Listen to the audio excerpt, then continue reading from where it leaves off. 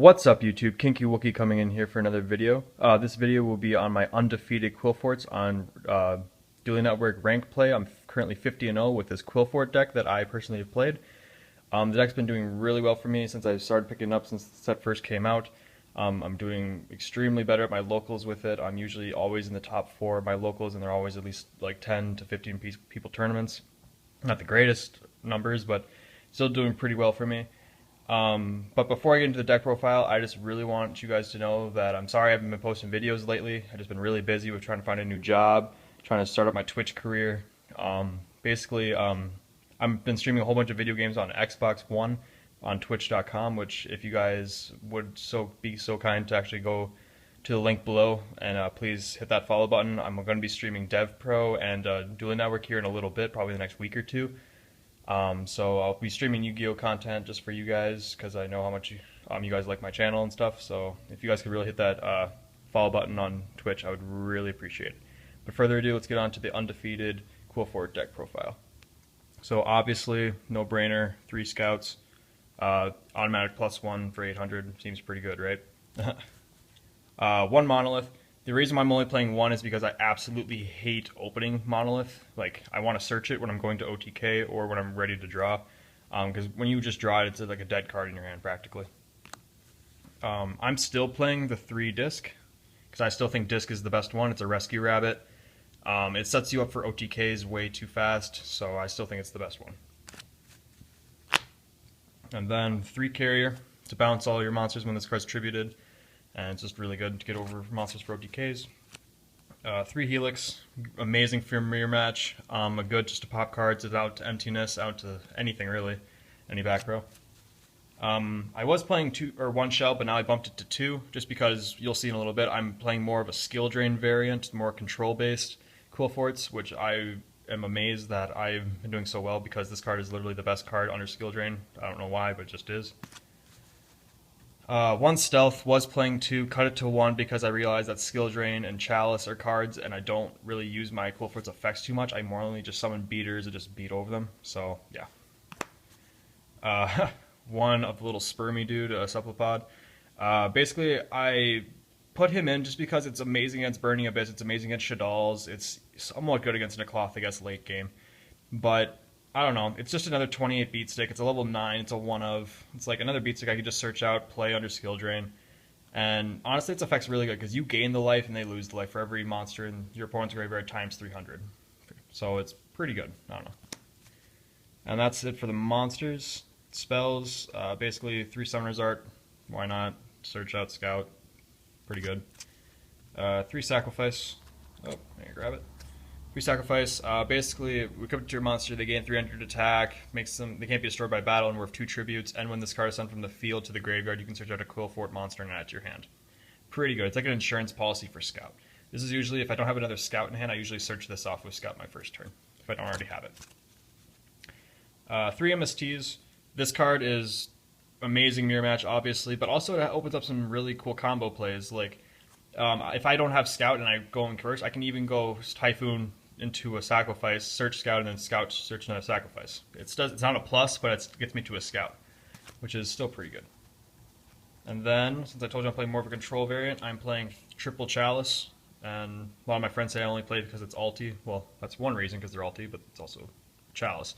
Basically, it turns off my monsters, makes them at full power. Everyone thinks that, oh, they only gain 400, but no, it's like skill drain. They go to their full power, and they'll stay there until the next turn. And then plus with 400 attack, it's pretty good. And it's an out to towers from your match. Book of Moon, one of that I just want to throw in because I wanted to help my Burning Abyss matchup. And because of, honestly, this is going to sound weird, but every time I draw this against Burning Abyss, I always win either in the next like 2 turns. It's really weird. And then 1 Regeki, because why not? I'm playing an OTK deck. Big monsters are just easy to get over. Drop a card and instantly plus. Mirror match. They pendulum summon 5. I live a turn. Boom. I'm going to pendulum 5 now, bitch. Alright, and that's all for the spells. Traps, skill drain. My MVP card of this entire deck. Also their ultras, which I'm very proud of myself that I own. This card is absolutely amazing. I'm surprised they haven't hit this card yet. This card is way too good of a card not to be played in Qliphorts. Like, I see people are siding them, but no, this card is meant to be mained in this deck. The other MVP card, which everyone should own, three Vanity's Emptiness, and no, these are secrets. You can tell they look like supers in my camera, but yeah, I assure you they are secrets. Too good of a card not to play. It shuts out Qliphort, shuts out Shadal's, Burning Abyss sometimes. It's just too good not to play.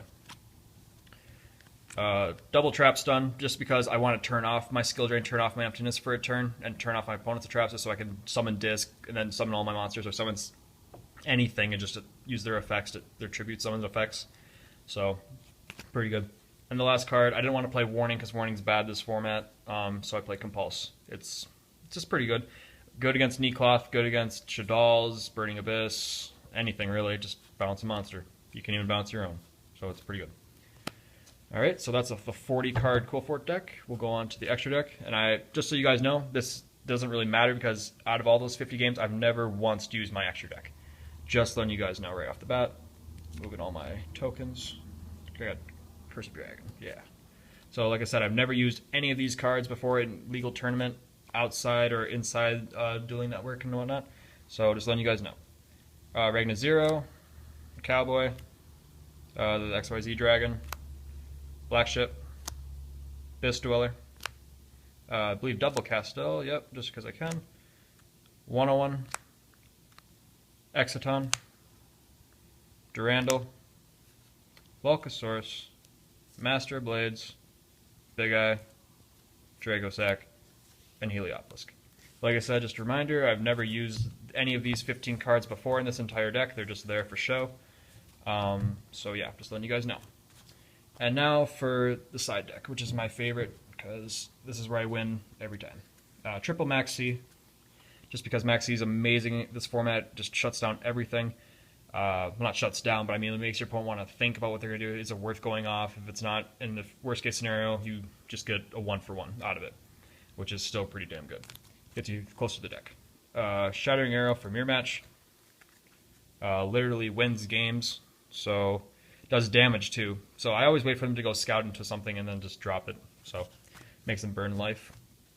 2 Rivalry of the Warlord. This is more of like a local medical, just because there's a guy at my locals that likes to play like really weird decks that always have like Psychic and like Pyros. The new Ritual Beast monsters are all different, so this is kind of just there for him. I just kind of left it in just because all my monsters are machines, and against rogue decks it wouldn't be that bad. 3 Shadow Imprisoning Mirror. Burning Abyss Shadal's, yeah. I already have a good matchup against Shadal's, but against Burning Abyss, it's just, no, they can't do anything. Sure, they can Dante and Virgil, but after that, it's like, oh, cool. Can't really do anything with all your little minions for their cost effects. And then we'll do 3 Mind Drain, just for Qliphort. People are like, why do you side Mind Drain? Well, say they discard Brionic, and then you flip Mind Drain, they just discarded a Brionic for nothing. They can't go, what is that, their little dude, Qliphort or whatever, that searches out a spell, they can't do that, so it just ruins their consistency of the deck. And I already play Skill Drain and Emptiness, so with those 3 cards, they literally can't do anything. So it's just pretty good. And then the 15th card is Soul Drain, because graveyard effects are way too common in the game of Yu-Gi-Oh! But yeah, you guys, that is my Qliphort deck profile. I really do enjoy this deck. It's my favorite deck of this entire format in last format. I haven't played another deck since I've started playing this, just because this deck is just way too much fun, and I really like aggressive OTK decks. But yeah, just to remind you guys, please follow me on Twitch. Like I said, I will be streaming Yu-Gi-Oh! Content on DevPro and Dueling Network here in the next week or 2. So please, I'll put a link down below. Please go takes like 2 seconds out of your day just to go into there, hit that follow button, and feel free to donate, you guys, because it helps me all go toward the stream and get better equipment for it. But thank you guys so much for watching. Please like, comment, subscribe, and I will talk to you guys later. See you guys. Kinky Wookie, signing out.